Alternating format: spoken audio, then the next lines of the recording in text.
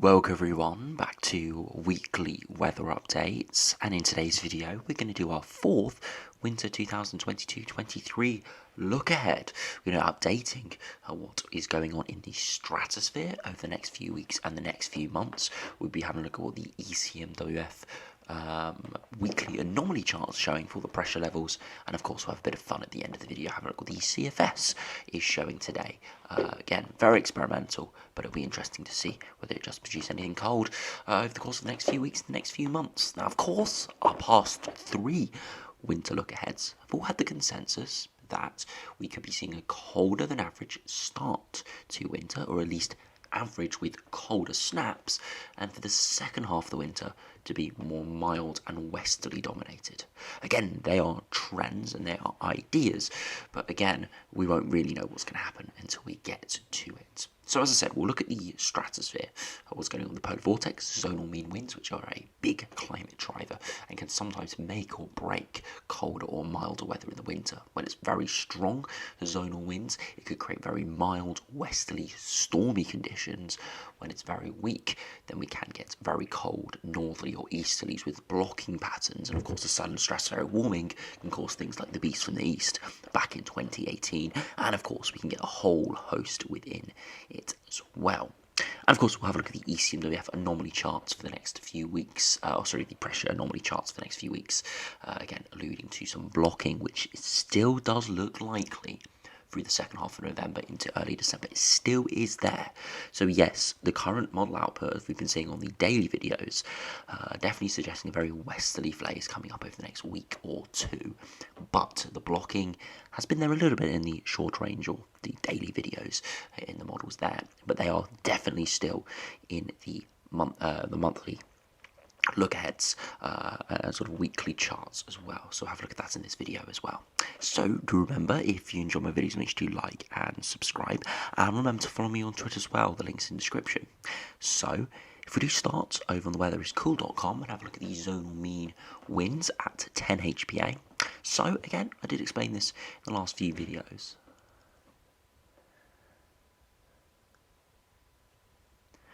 But if you didn't know what this is the wind high up in the atmosphere over the North Pole, which does power a lot of the momentum, the westerly momentum within our atmosphere.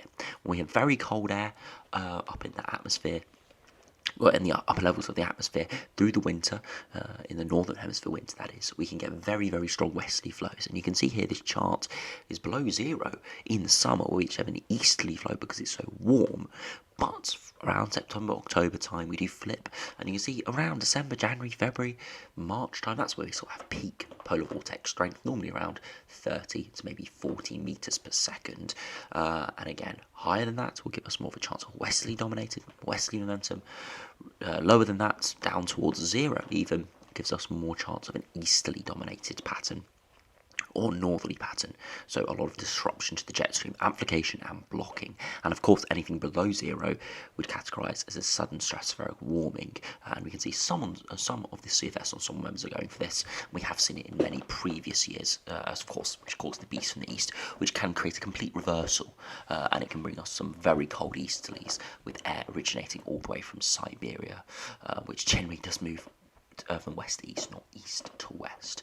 So it is a big climate driver, and again, if we want colder weather in the first half of the winter, we would want this to be weaker. If we wanted milder weather, then we would want it to be stronger. Now, the signal today, if we take off the CFS and this uncorrected and bias-corrected CFS, it doesn't look like it's actually removing the bias-corrected.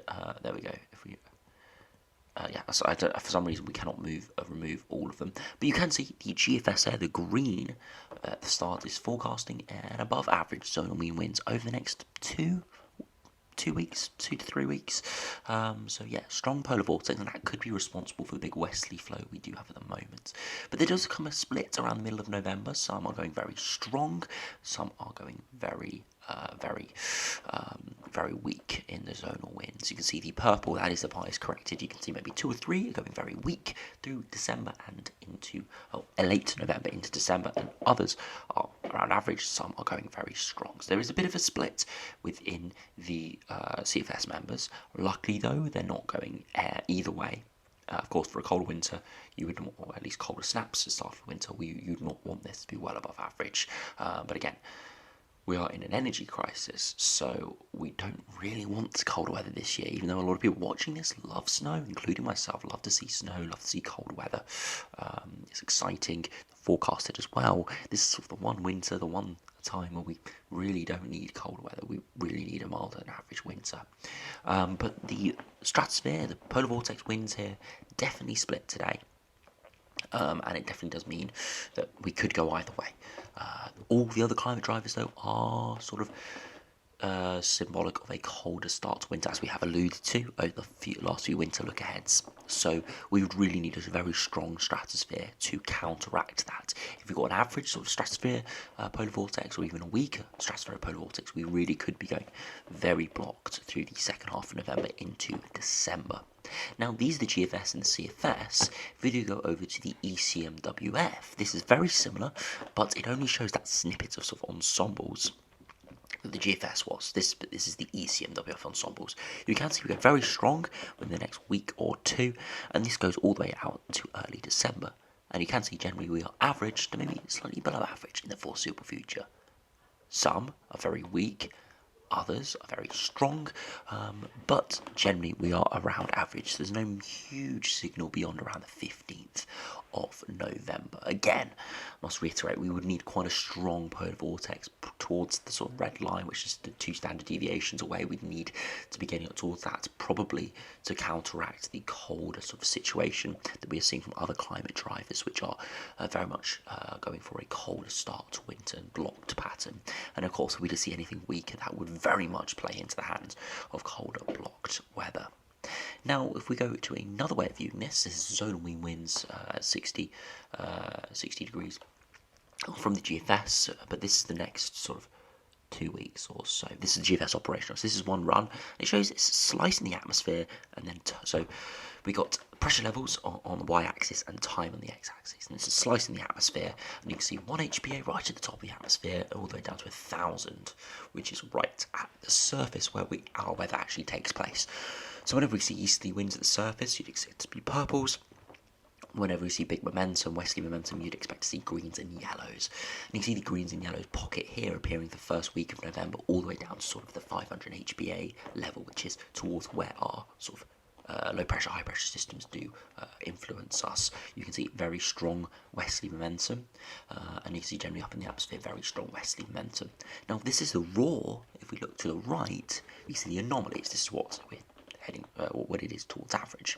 You see at the moment we're slightly weaker up in the high in the atmosphere, but over the next week or two we're forecast to be very, very strong, 15 meters per second, potentially above average. And you can see that is reminiscent of the surface as well, about 5 meters per second above average at the surface, around that sort of 5th to 10th of November time.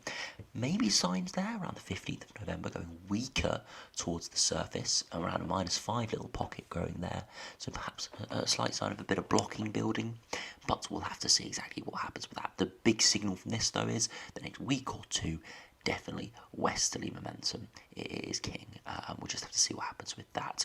But you'd expect, if we were going to see some blocked weather, if you were going to see some weaker than average polar vortex, we'd be checking these charts and you'd see not too many reds and yellows, especially lower in the atmosphere on the left side, and on the right you'd expect to see a lot more neutral and blues, showing much weaker westerly momentum. Now, if we do go over to the ECMWF chart again and have a look at the weekly mean anomalies at 500 HPA, so this is the level where our high pressure, low pressure does dominate and control our weather.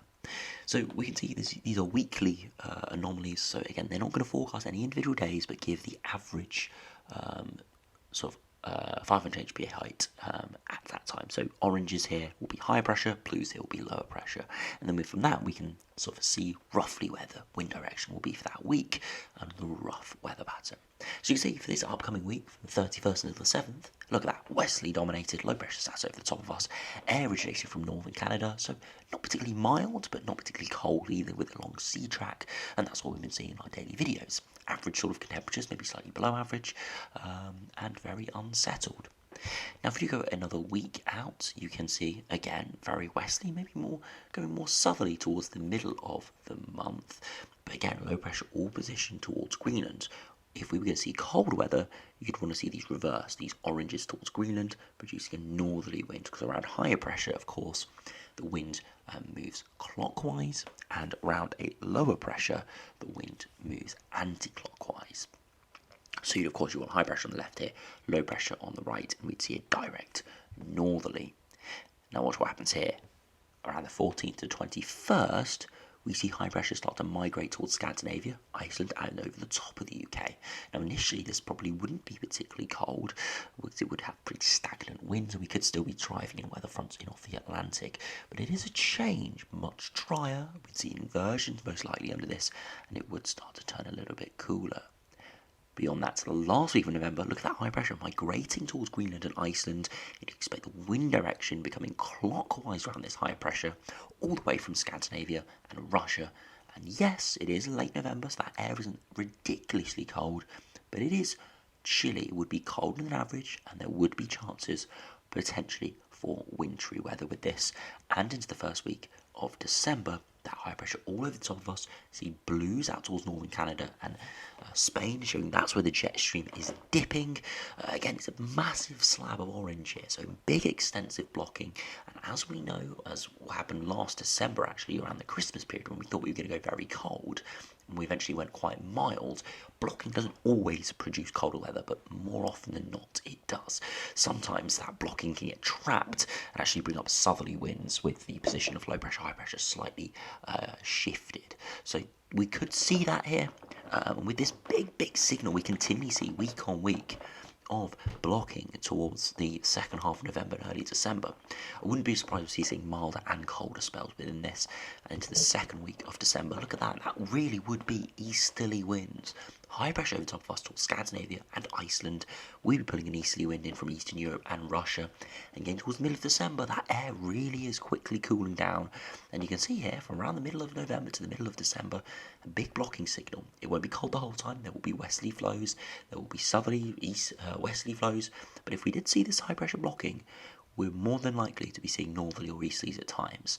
So we could be going quite prolonged cold weather here, but we could also be seeing quite a few colder snaps with this sort of conditions. So again, very interesting seeing this again today. This is continuing on from the last few weeks, which has all shown this. Again, if we saw one anomalous run like this, we wouldn't think too much of it. But a lot of the major climate drivers are forecasting average to below average start to winter in terms of temperature. The Met Office have even admitted that it's likely we will see colder snaps towards the start of winter, but their overall forecast is more of a near average winter.